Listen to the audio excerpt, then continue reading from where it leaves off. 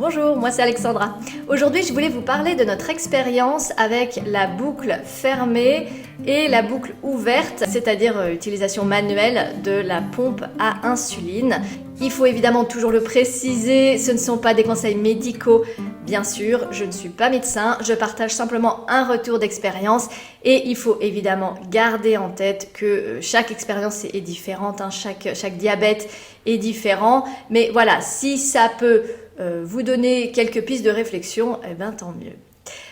Pour le contexte, et puis après je vais parler un petit peu des plus et des moins qu'on a notés dans les deux cas. Donc nous, notre fils a eu dès le départ une pompe à insuline, donc on a toujours eu une pompe à insuline, pas de stylo, et c'est Ipsomed, donc c'est l'Ipsopompe qu'on a eu d'abord avec le Freestyle 2. Et l'idée justement de l'endocrinologue quand il nous a mis ce système en place au moment du diagnostic, c'était après de pouvoir justement mettre le Freestyle 3 et donc passer en boucle fermée. Parce que les deux du coup communiquent. Après voilà, il y a plein de systèmes différents hein, bien sûr entre les pompes, voilà, Dexcom, Freestyle et puis maintenant il y en a même plein d'autres. Donc voilà, il faut aussi trouver des combinaisons qui fonctionnent. Nous c'est celle-là qu'on nous a proposée, donc voilà, c'est avec ça qu'on est parti. Pour le contexte également, on voulait... Enfin, l'endocrinologue nous a incité à passer assez rapidement à la boucle fermée. Dans notre malheur, on a quand même la chance d'arriver à une période où il existe beaucoup de choses. Déjà, hein, le progrès médical concernant le traitement a été assez fulgurant ces dernières années. Donc, voilà, on a à notre disposition effectivement tous ces outils qui sont super. Donc, on ne va pas forcément s'en priver. On n'était pas forcément très pressé quand même d'avoir la boucle fermée pour plusieurs raisons que je vais détailler. Au final, on est quand même passé à la boucle fermée, mais au bout d'une bonne année quand même. On a essayé la boucle fermée, ça nous a pas convenu. On est revenu à la boucle ouverte pendant une bonne année, un peu plus. Et puis finalement, on a adopté la boucle fermée pour d'autres raisons. Voilà. Je vais vous parler du coup de notre retour. Évidemment, les points faibles de la boucle ouverte seront à mettre en relief avec les points forts de la boucle fermée et vice-versa, puisqu'effectivement, ça va un petit peu ensemble.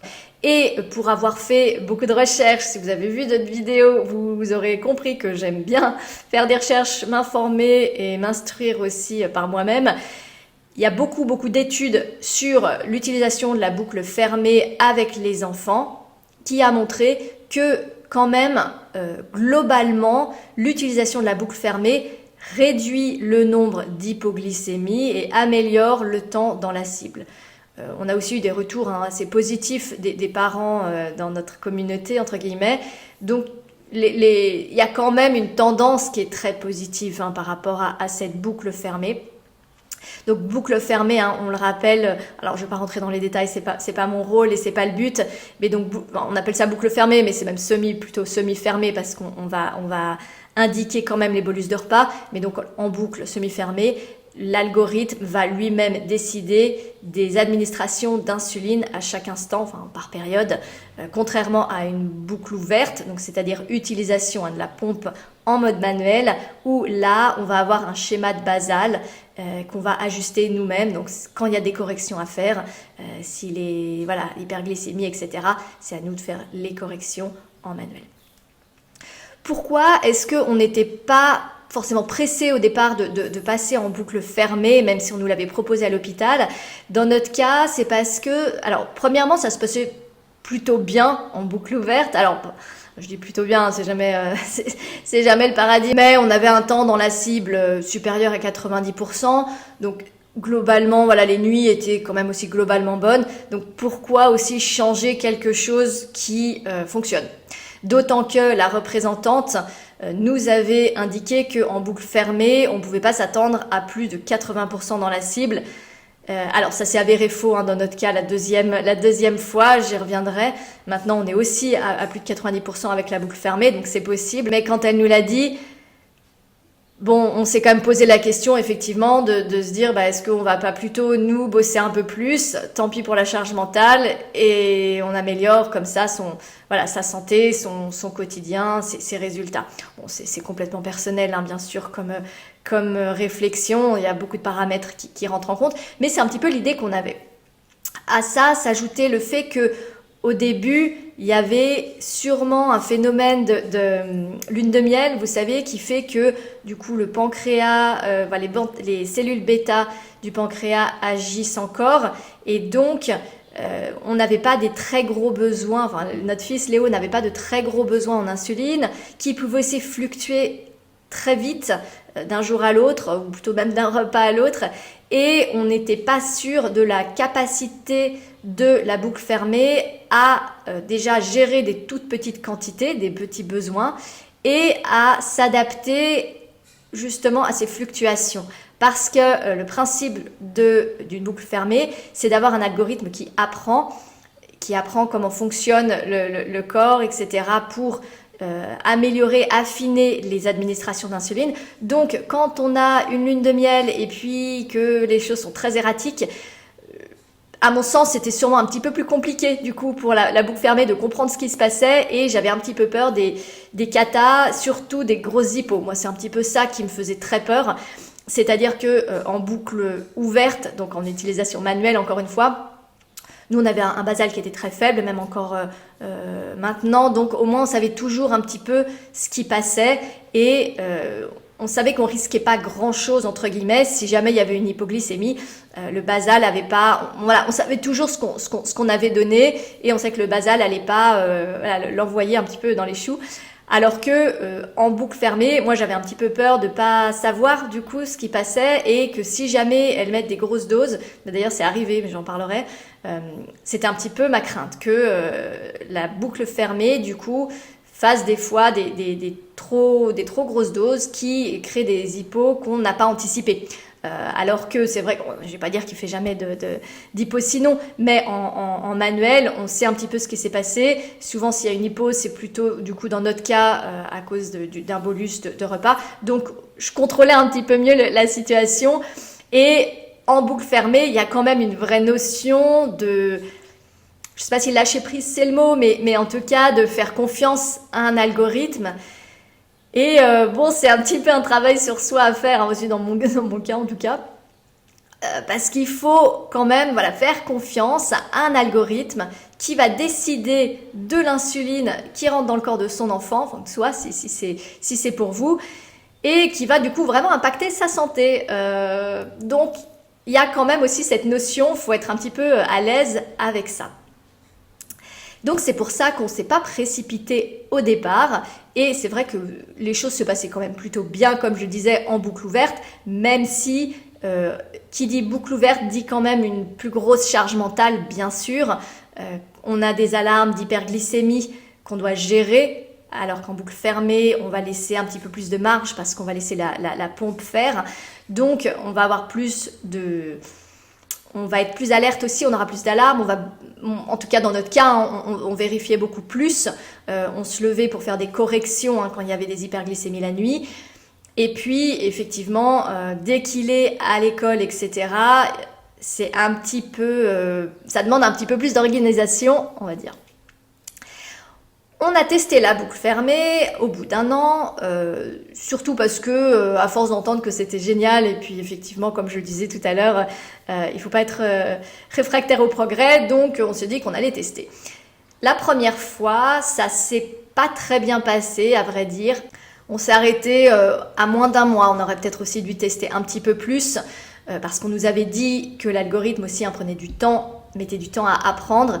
Et la représentante nous avait dit qu'il fallait quand même lui laisser un mois pour apprendre, et donc dans ce moment-là, accepter qu'il y ait plus d'hyperglycémie, etc., en ne faisant rien. Un peu compliqué pour moi. Mais voilà, on avait ça quand même en tête. Effectivement, elle était quand même très conservatrice. Donc quand je dis boucle fermée, dans notre cas, c'est CAM-APS. C'est le système CAM-APS, donc qui relie l'Ipsopompe avec le Freestyle 3. Comme je le disais, il y a beaucoup de systèmes différents, beaucoup d'algorithmes qui fonctionnent sur différentes, avec différentes marques, etc. Je ne rentrerai pas forcément trop dans les détails de CamAPS parce que ça intéressera moins de personnes. Donc au départ, elle était très conservatrice. Et effectivement, par rapport à avant, il passait des nuits entières en hyperglycémie, etc. parce que elle agit, et ça c'est aussi un petit peu normal, elle agit forcément en réaction plutôt que en proactivité comme nous on pourrait le faire. Et puis de façon, comme je le disais, assez conservatrice, c'est-à-dire qu'elle allait mettre un petit peu d'insuline, voir ce qui se passait, attendre un peu.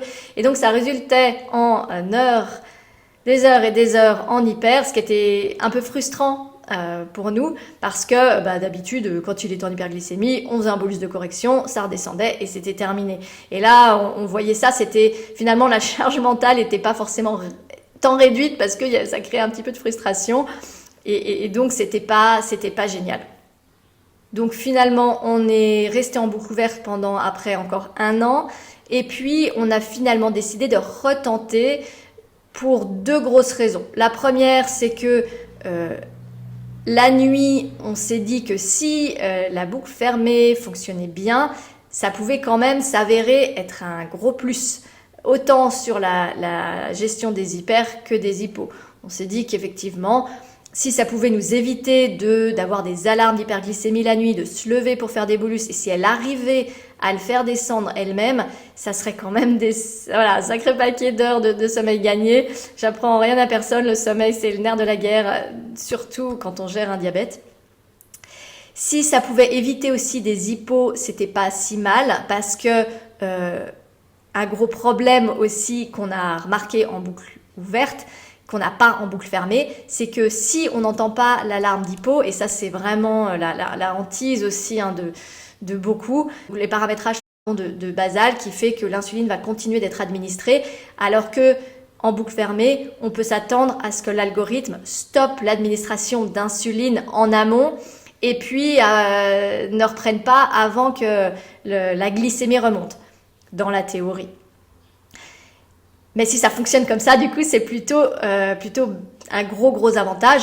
La deuxième chose qui nous a fait retenter le coup, c'est l'organisation de l'école et des grands-parents. Quand il va à l'école, alors on avait un système en place qui fonctionnait pas trop mal, hein. On avait 1 heure, on avait tous les matins à 9h30 et tous les après-midi à 14h30, un check avec la maîtresse où on lui disait quel était le bolus de correction à mettre si besoin, s'il était en hyperglycémie. Donc ça fonctionnait pas trop mal, mais voilà, ça rajoute quand même effectivement un petit peu de boulot. On n'est pas forcément au travail, on n'est pas forcément toujours dispo à ce moment-là non plus. La maîtresse aussi, elle a plein de choses à faire. Donc si on pouvait s'éviter ça, on s'est dit que ça serait mieux. Et puis aussi pour la garde par les grands-parents, même si on n'habite pas dans le même pays, donc ils les voient pas si souvent, mais quand ils les voient, c'est quand même pour plusieurs jours d'affilée. Donc c'est un stress en moins si on a une boucle fermée qui fonctionne, qu'elle puisse quand même gérer, pas tout, hein, ça fait pas tout, mais au moins certains aspects. Ça rassure autant les grands-parents que nous. Donc on s'est dit qu'on allait retenter et faire un petit peu les choses différemment pour voir si ça allait mieux marcher. Et ça a été le cas. Donc effectivement, maintenant, on est en boucle fermée depuis, ça fait 2-3 mois, quelque chose comme ça, 3 mois je pense. Et ça fonctionne cette fois très bien. Comme je disais, on a retrouvé notre temps dans la cible. Je pense qu'il y a plusieurs facteurs, plusieurs paramètres qui ont joué. Le premier, c'est peut-être qu'il a des besoins supérieurs en insuline. Donc la pompe peut-être gère un petit peu mieux les choses. C'est possible. Il n'y a pas de certitude derrière, c'est pour le coup vraiment une expérience, un ressenti. On a aussi adapté un petit peu les paramétrages. Alors ça, je pense que ça dépend aussi peut-être de chaque système, mais il y a quand même toujours un certain nombre de paramètres qu'on peut modifier, typiquement la cible de glycémie en fonction des heures. Nous, on peut la changer entre la nuit, le jour, quand il est à l'école, etc.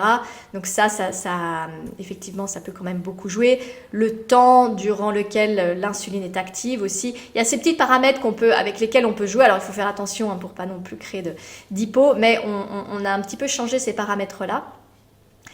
Et dès le début, au final, on n'a pas eu cette fois-ci ce mois un petit peu galère, hein, avec des hyper qui n'en finissent pas, etc.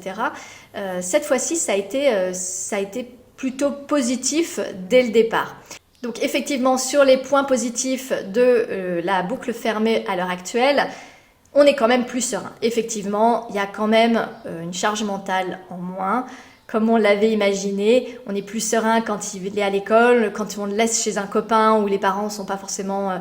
bon, ils sont au courant, mais ils connaissent évidemment pas les détails de la gestion du diabète. Ça nous rassure. Quand il part à la journée, ils ont souvent des sorties scolaires. On se sent globalement plus rassuré. Les nuits sont aussi bonnes. Alors, elles l'étaient déjà plutôt bien avant, mais vu qu'on a quasiment plus d'alarme d'hyperglycémie finalement, parce qu'elle arrive à le maintenir dans une cible qui nous convient, on a finalement maintenant quasiment que les alarmes basses. On a une alarme haute qui est quand même très haute au cas où il y a un souci, mais c'est finalement très très très rare qu'on l'entende. Et puis après, il y a aussi des choses qu'on aime bien par rapport à CamAPS contre l'appli Freestyle 3. Donc ça, c'est, je pense, très, très spécifique à ce système. Mais pour être du coup très rapide, avec l'appli CamAPS, on peut mettre différentes alarmes. Donc entre la nuit et le jour, on met pas les alarmes au même niveau. Donc ça, c'est quand même plutôt bien. Moi, j'arrive aussi à avoir une bande pop-up, enfin pas un pop-up, mais une bande toujours sur mon écran de téléphone qui m'indique la glycémie. Donc j'ai pas besoin de débloquer le téléphone, surtout la nuit quand je veux vérifier où ça en est. J'ai pas besoin de débloquer, d'aller dans l'appli, etc. Je le vois même sur l'écran de verrouillage, ça c'est plutôt bien. Et puis on a aussi plusieurs niveaux d'alarme. On a une alarme basse et une alarme très basse qu'on peut pas enlever. Donc c'est aussi une forme de sécurité, dans le sens où si on n'entend pas la première, on aura quand même la deuxième qu'on peut mettre voilà, bien costaud. C'est un bon bruit de paquebot qui réveille tout l'immeuble, mais au moins on est sûr de pas avoir de problème, enfin de pas avoir d'accident. Donc ça c'est plutôt pas mal, parce que les autres alarmes, et ça par contre c'est un petit peu moins bien je trouve par rapport à l'appli Freestyle 3, c'est des sons qui s'arrêtent tout seuls, alors que le Freestyle 3, enfin, l'appli Freestyle demandait d'aller dans l'appli pour arrêter l'alarme. Donc ça, j'aimais bien pour l'école parce que ça chahute, hein, il est petit, donc il est en dernière année de maternelle, il y a du bruit et la maîtresse du coup devait l'entendre pour arrêter l'alarme, alors que là, ça peut arriver qu'elle loupe des alarmes d'hypo. Effectivement, s'il y a un petit peu de bruit, ça c'est un petit peu moins bien. Mais globalement, on est assez content de l'appli en elle-même. On a aussi quelques points négatifs, évidemment. Il y a aucun système qui fonctionne parfaitement bien. Peut-être que ça arrivera un jour, mais c'est pas encore le cas et ça serait trop beau, sinon tout le monde ferait la même chose. Après, c'est à chacun de savoir, bien sûr, quelles sont les choses importantes pour elle ou lui. Nous, ce qui nous plaît un peu moins quand même dans la boucle fermée, alors aujourd'hui, nous, on a beaucoup plus d'hypo qu'avant.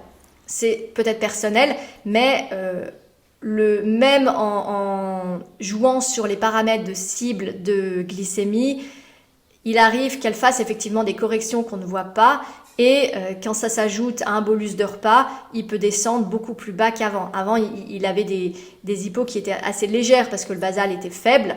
Maintenant, on trouve plus d'hypos et qui sont un petit peu plus, un petit peu plus violentes qu'avant.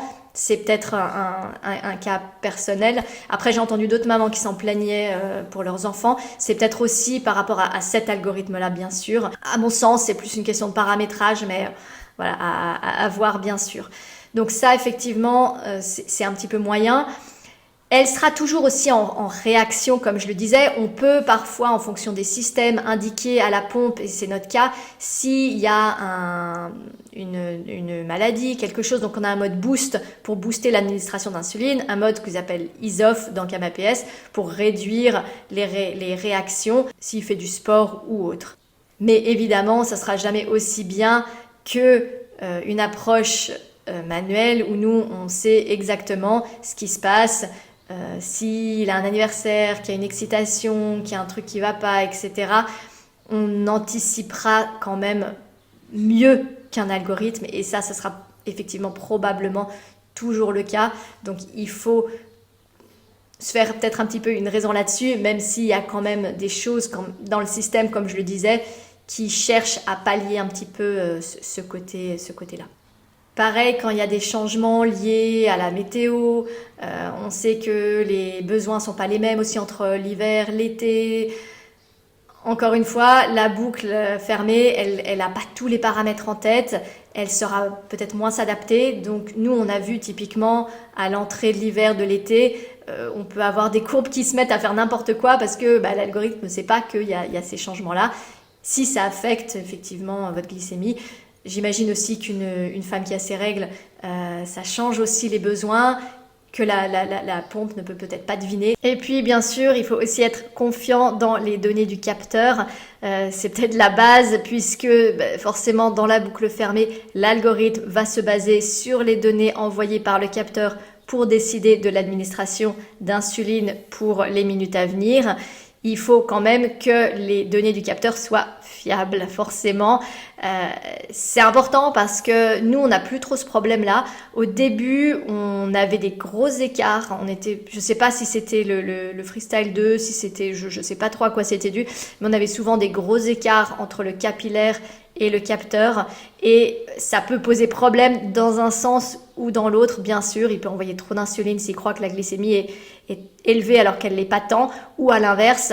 Si vous, votre enfant, êtes sujet aux compressions, vous savez, quand on appuie sur le bras la nuit, et donc ça fausse des valeurs qui sont faussement basses, ça va arrêter la pompe, enfin, en tout cas l'administration d'insuline. Et si en fait c'était pas le cas, on peut se retrouver après en hyperglycémie. Donc ça, c'est aussi important d'avoir un capteur, des capteurs qui fonctionnent. Après, il y a des aléas, hein, bien sûr, on est tous sujets aux capteurs défectueux, mais il faut aussi l'avoir en tête, arrêter la boucle fermée quand on a un souci de capteur, parce que ça peut, comme je le disais, poser problème. Voilà, j'espère que ça vous a été un petit peu utile. Évidemment, comme je le disais au départ, chaque situation est différente, hein. J'ai pas vocation à délivrer une parole universelle, mais du coup, dites-moi si vous avez eu d'autres expériences, peut-être des apprentissages aussi avec la boucle fermée. Moi, je suis toujours évidemment preneuse. Tant que les commentaires sont évidemment faits de manière constructive et dans la bienveillance, on a tous à y gagner. Donc merci d'avance et puis à bientôt. Au revoir.